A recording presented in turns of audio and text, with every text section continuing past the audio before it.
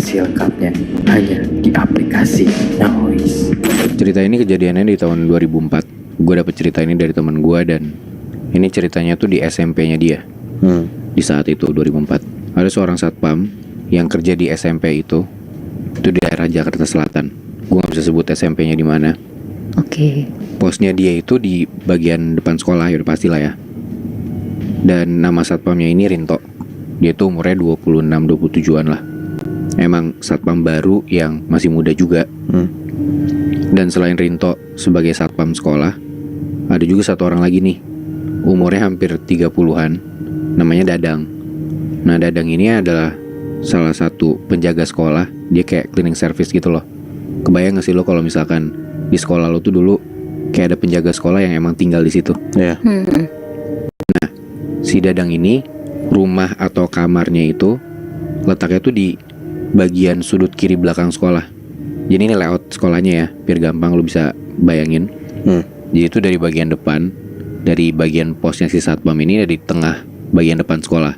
Ya pasti dong, gerbang sekolah gitu kan. Lo masuk ke dalam sekolahnya, terus lo ke kanan, ke ujung, ke belakang, lewat sisi kanan sekolah. Itu tuh di belakang sekolah ada pohon bambu gitu, Moy. Nah, sepanjang dari kanan ke kiri bagian belakang sekolah. Nah, terus dari sudut kanan belakang itu lu ke arah kiri, dan tempat letak si kamar Dadang itu di paling belakang sudut kiri sekolah. Berarti di belakangnya si pohon bambu itu? Betul, bisa dibilang gitu. Okay. Jadi kayak gampangnya ya di depan tuh pos satpam, terus di bagian belakang, bagian kiri yaitu ada kamar si Dadang. Tapi ya buat menuju kamar Dadang lu harus muter lewat sisi kanan sekolah. Ya, jadi gak bisa langsung gitu loh, Moy. Nah, Dadang sama Rinto ini cukup dekat karena emang umurnya mereka gak beda jauh kan. Kayak cuman beda 3-4 tahunan lah.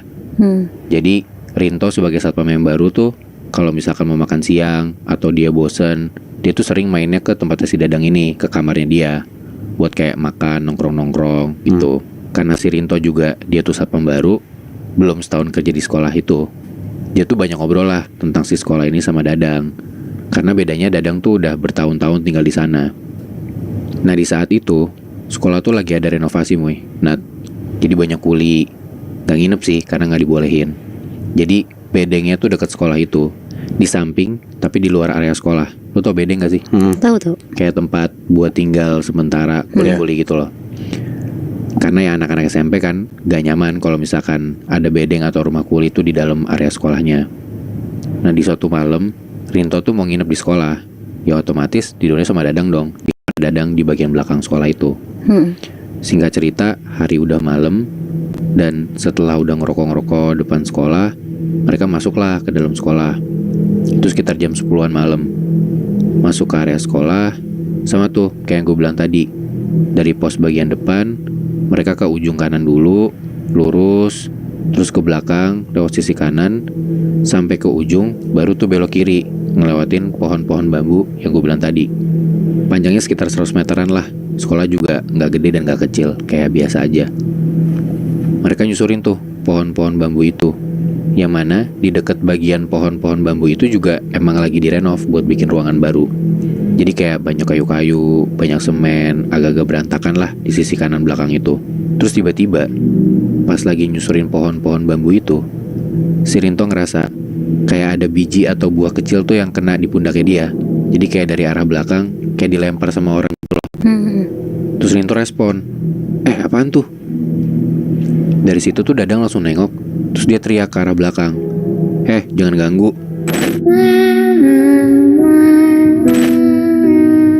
Ada satu komplek di daerah Jakarta Selatan.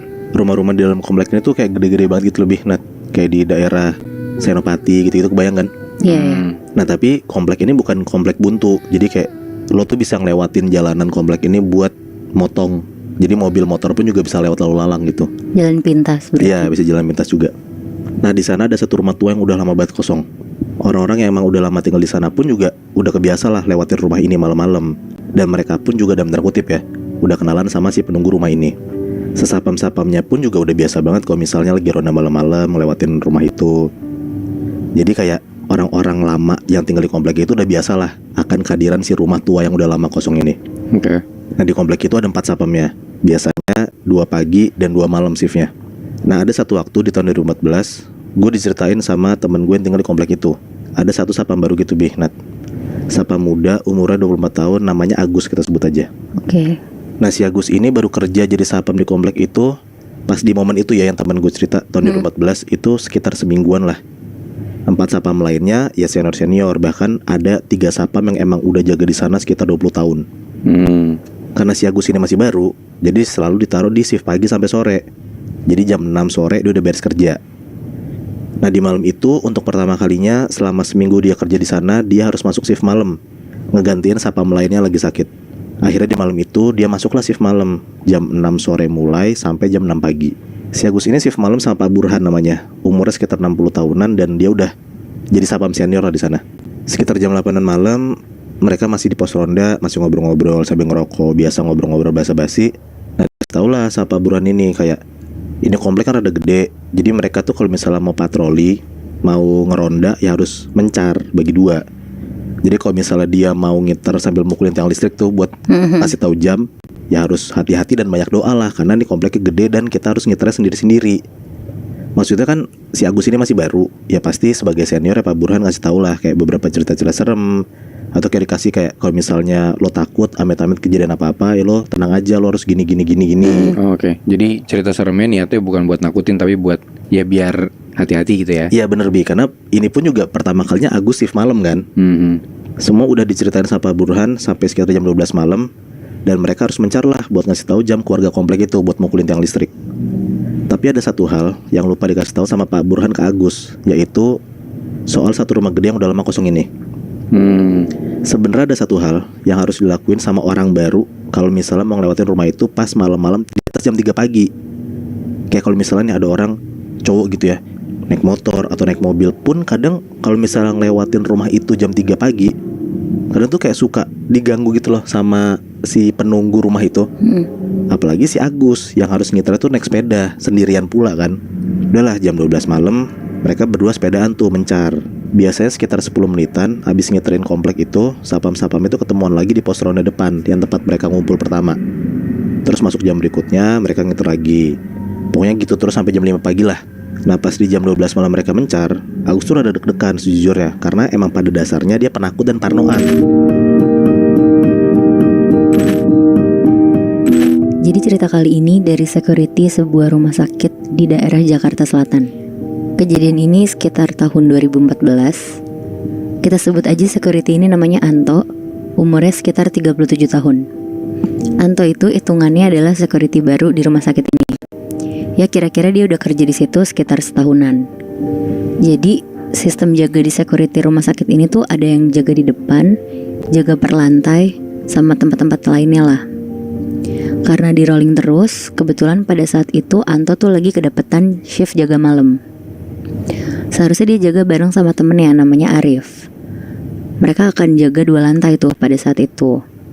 Letaknya di lantai 4 sama 5. Tapi di malam itu tuh Arif izin, jadi gak bisa jaga. Dan akhirnya mengharuskan si Anto nih jaga sendirian di 2 lantai itu. Jadi ya paling si Anto bakal bolak-balik ke setiap lantai 4 sama 5. Nah sekitar jam 10 malam Anto mulailah jaga. Dia mulai dari ngelihat data pasien malam itu. Pokoknya sesuai mekanisme dari rumah sakit itulah. Kayak di ruang ICU tuh ada berapa orang, keluarga yang nunggu ada berapa, dan lain-lain.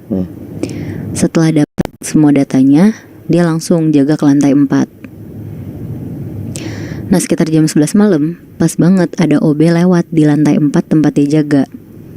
Dan kebetulan si Anto ini tuh lagi ngantuk banget. Dia nitip lah kopi ke si OB ini, minta tolong banget dibikinin kopi hitam panas. Terus gak kerasa nih, udah sejam nunggu, kopinya si Anto tuh gak datang-datang. Si Anto mulai gelisah lah, karena ngantuk banget kan dia. Dan itu udah jam 12 malam posisinya. Dia mau turun ke bawah juga gak enak, karena gak ada Arif yang bisa gantiin dia jaga sebentar kan. Akhirnya Anto jalan-jalan lah di lorong. Niatnya biar ngilangin ngantuk juga. Tapi pas dia lagi jalan di lorong, tiba-tiba dari ujung lorong tuh ada perempuan cantik banget pakai baju perawat. Lagi jalan ke arah Anto sambil bawa gelas kopi. Jadi kayak papasan itu ya? Iya benar Moy. Anto berhenti terus langsung ngeliatin perempuan ini. Tapi perempuan ini tuh jalan aja lurus ngelewatin Anto, terus naruh kopinya di atas meja Anto. Terus bilang, Kopinya mas.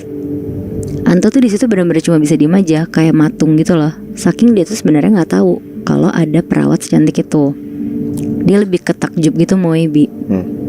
Karena penasaran banget, Anto tuh sampai nungguin OB yang tadi lewat ke lantai 4. Ya karena logikanya kan pasti dititipin kan sama OB ini ke perawat cantik itu. Sampai akhirnya kira-kira jam 2 pagi, OB-nya tuh baru muncul bawa kopi. Terus bilang ke Anto, "Mas maaf ya lama, tadi saya bersihin ruangan yang ketumpahan kopi dulu." Terus Anto kan bingung ya, nanyalah dia, "Lah ini tadi ada perawat cakep banget ngasih kopi panas. Udah habis nih kopinya, lihat aja."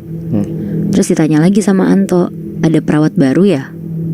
Ngedengar itu OB-nya tuh bingung banget. Dia cuma bisa jawab, "Gak tahu sih ya mas, saya gak nitip siapa-siapa kok buat bikinin kopi si emas."